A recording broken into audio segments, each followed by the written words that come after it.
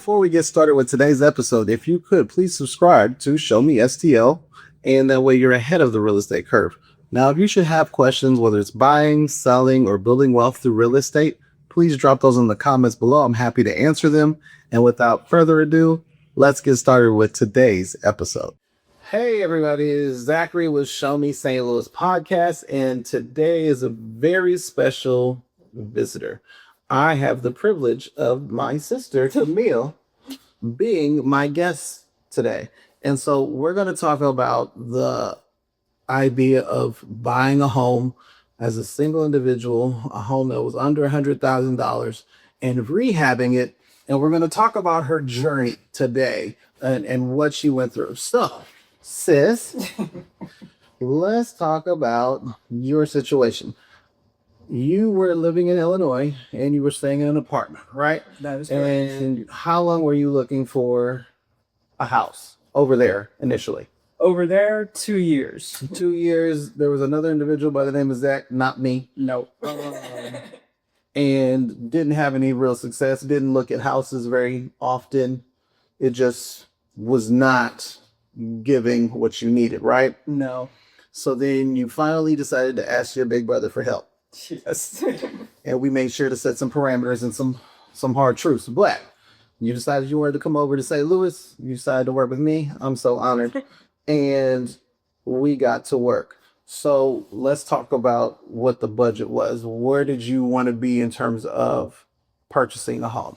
So prior when I was looking in Illinois, I was told by the loan officer that I was working with back then, with the budget that I wanted to stay under was $100,000. Staying under 100,000. Okay, so we know we wanted to buy a house that was going to make you feel safe, but it's probably going to need some love and touches and some fixing up, right? Yes, because I remember from one of your seminars, and you told me personally, I would be looking at fixer-uppers. Absolutely, and there's nothing wrong with that. You can find a great deal in the fixer-uppers as long as you're willing to do some of the work.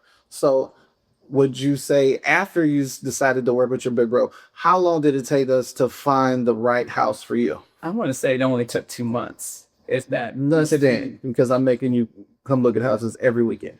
Because we got to get to it. But yes, about 45 days, and we finally found a house that was suitable, that met your needs. So then, in terms of the fears that you had about making an offer, did you have any?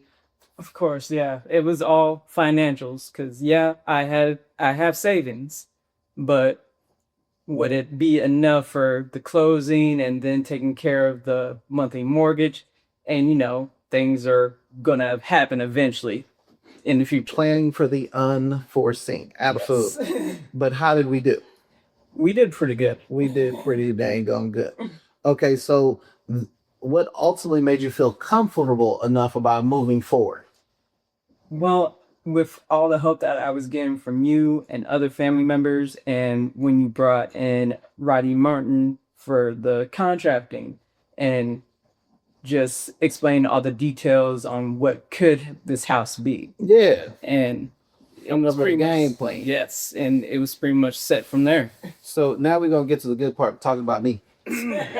But in terms of what stood out to you about working with me as your agent, even though I'm big bro, we still make sure to set the boundaries. Here's what your expectations are. Here's what you can expect from me as your realtor. How did that process feel for you? Because, of course, you're my big brother. I knew you were going to put me in a safe area. That I wasn't concerned about. It was just making sure I stayed in the budget that I wanted to be in and mainly just focus on what I needed more than on my wants. Absolutely, which your brother was very good about cutting off. Yes. So in terms of negotiations and getting the home for what we did, how did you feel about that process? It was listed at one price. We were in a little bit of a competition, but we were able to find a way to get there without too much pain points and going over the budget. Right? Yep. Okay, cool. So then once it came time to doing the renovations, again, you can say, how did you make the decision of what you wanted to do now versus what you wanted to do down the road? Well, the main focus was the main floor because I needed to get out of the apartment building as soon as possible. Yeah. So the kitchen, that was pretty much the gut job. And then the addition to the new door connecting from the garage, that was also probably the best one. Yeah, absolutely. So for those of you that are watching, so initially with the home that that she decided to purchase, there the garage door led outside, and then there was a door from the outside that then went inside. So you would have to go out the garage into the house. And so it's safety concern, right? Obviously, I don't want that for her. So we got rid of that door and then we cut a new door strictly into the garage to make sure nobody could see her coming in and out of the home, right? And so again, those are just some of the renovations that we did. Other things that we did, we put a brand new roof on the property. We got a brand new kitchen. We did plumbing. We did the bathrooms. We also did our front step. So like we did a lot and we did it in rapid form. But your brother kind of, like I said, knows the right people, been in this job for a while now and developed great relationships. How long did it take us to get the house renovated for you so that you could move in? The renovations were done within 40 days after I closed.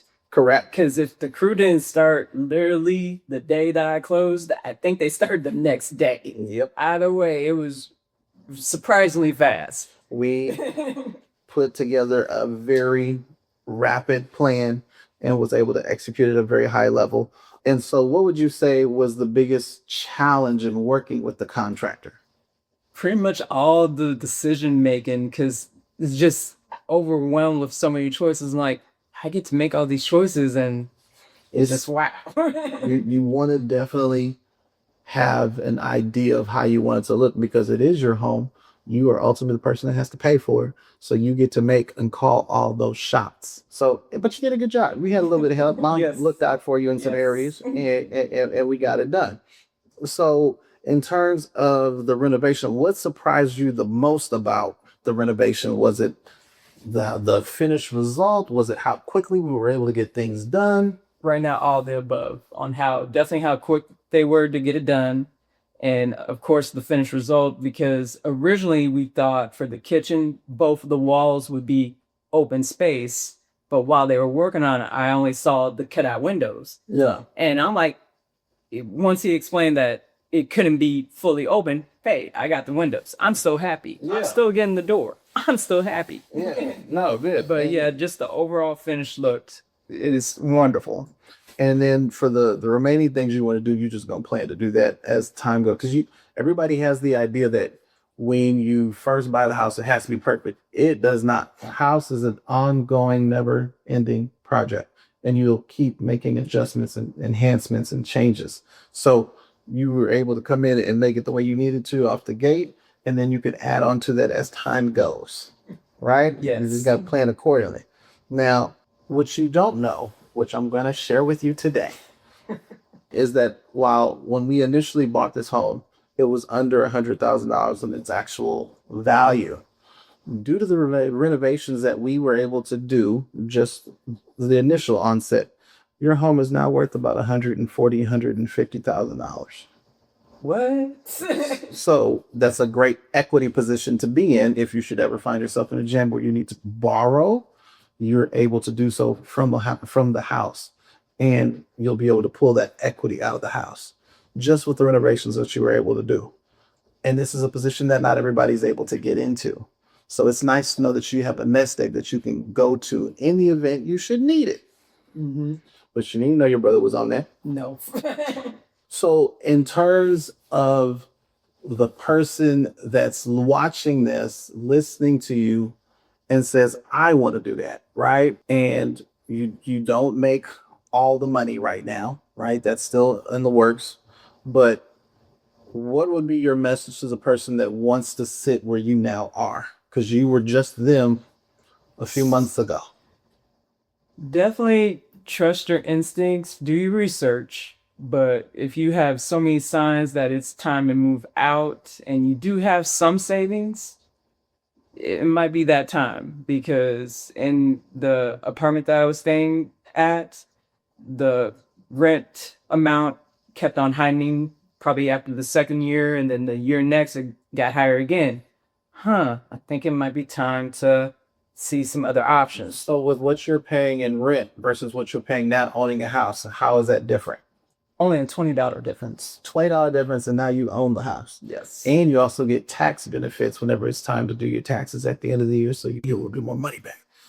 So all in all, more space, your own space, savings, and you have your own peace and quiet. Yes. No steps, because you got 4 flights of steps.